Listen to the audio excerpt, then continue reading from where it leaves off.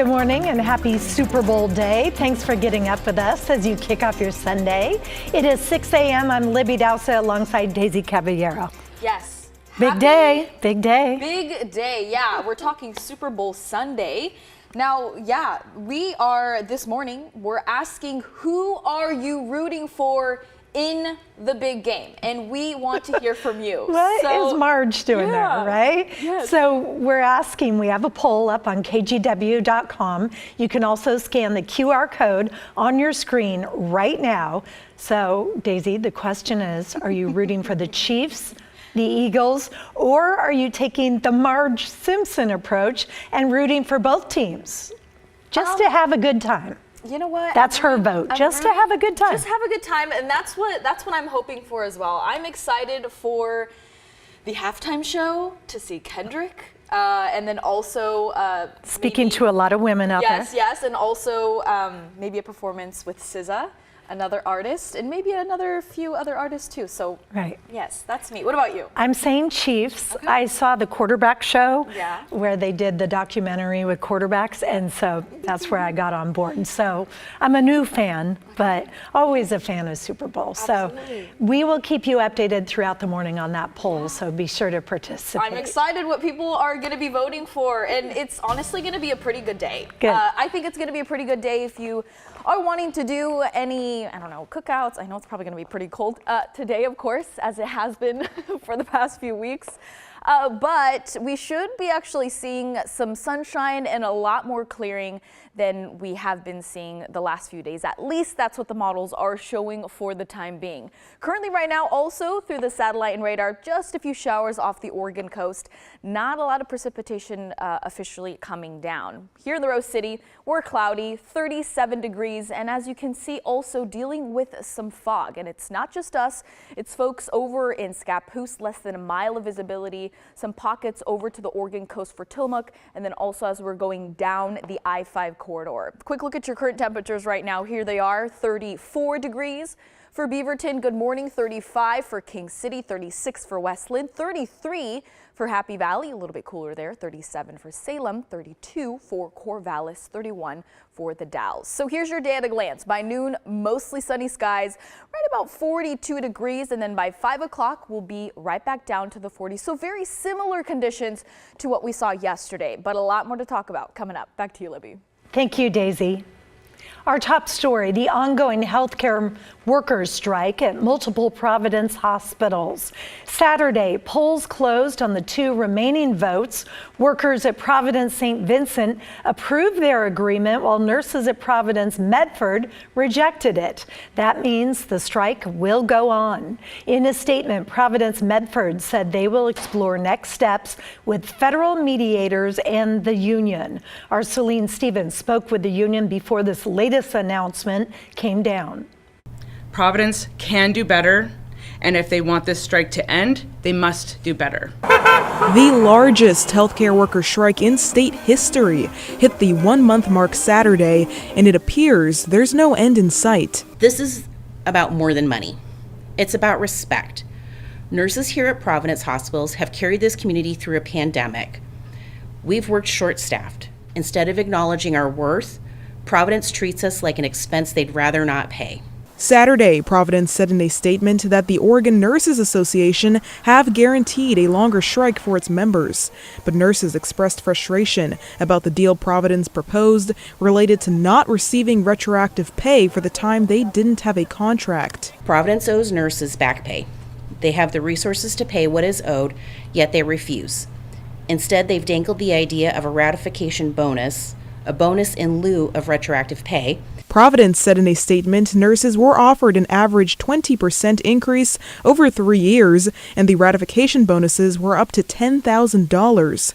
But nurses say the vast majority of nurses will never qualify for a bonus that high under Providence's latest contract. Those bonuses don't get close to what many nurses have lost in pay increases while working without a contract. They also say the health insurance is unaffordable and inadequate. Nurses have been left with fewer options for care, higher costs, and constant roadblocks to accessing the services they need. But Providence states their medical benefits package is the same that Providence senior executives receive. Also, nurses say that Providence is still not addressing safe staffing in the way they want. Understaffed hospitals have become the norm at Providence, but this is not the status quo that Oregonians should accept.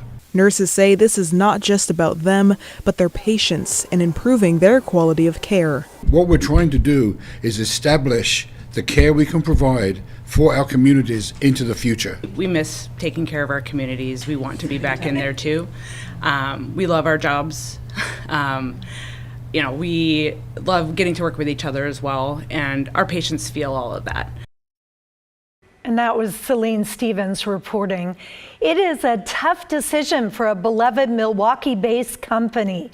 Bob's Red Mill plans to shut down the whole grain store and restaurant on Southeast International Way. The company said despite its best efforts, the store has been operating at a loss for years. We opted to make the difficult decision to close the store so that we can focus on what we do best, which is making wholesome foods and bringing people together in our community. They said the move lets them continue to make their high-quality products. The cafe's final day is today. The whole grain store will shut down February 17th.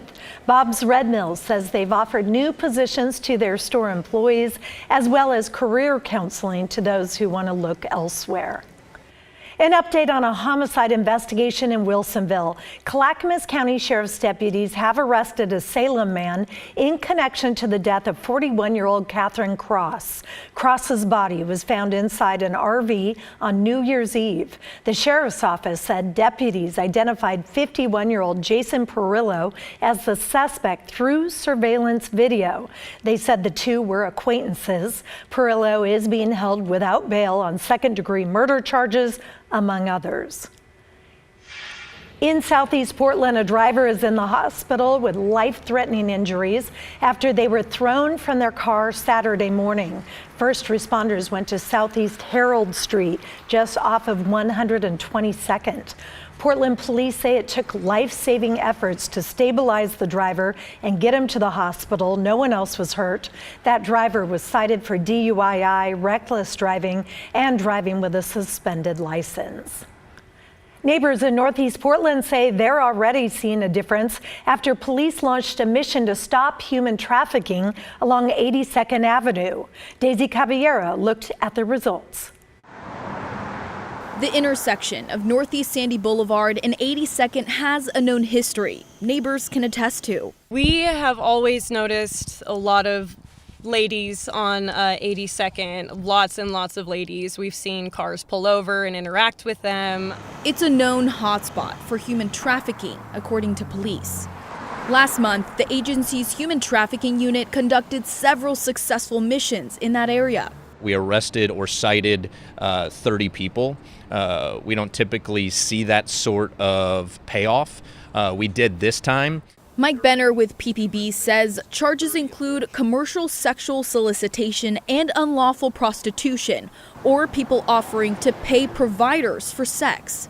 Benner also says the people arrested range from 19 to 70 years old.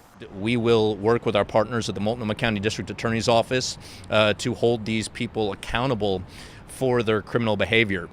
There's a lot of human trafficking that happens in Portland. We have the data to back that up. Esther is the CEO of Safety Compass, an Oregon nonprofit that provides support to survivors of commercial sexual exploitation and human trafficking in the Northwest. They have worked closely with PPB for years. And so as they're doing their arrests, they're impacting the space of human trafficking. They're also impacting the demand side of the issue. And since the arrests, neighbors like Lauren have noticed some changes. Just recently, I was talking to my partner and we noticed that there were none on the road anymore. So we were very curious about what happened. It's a good thing that it happened, and I just hope that they're all headed to safer places and having better lives. Daisy Caballero, KGW News.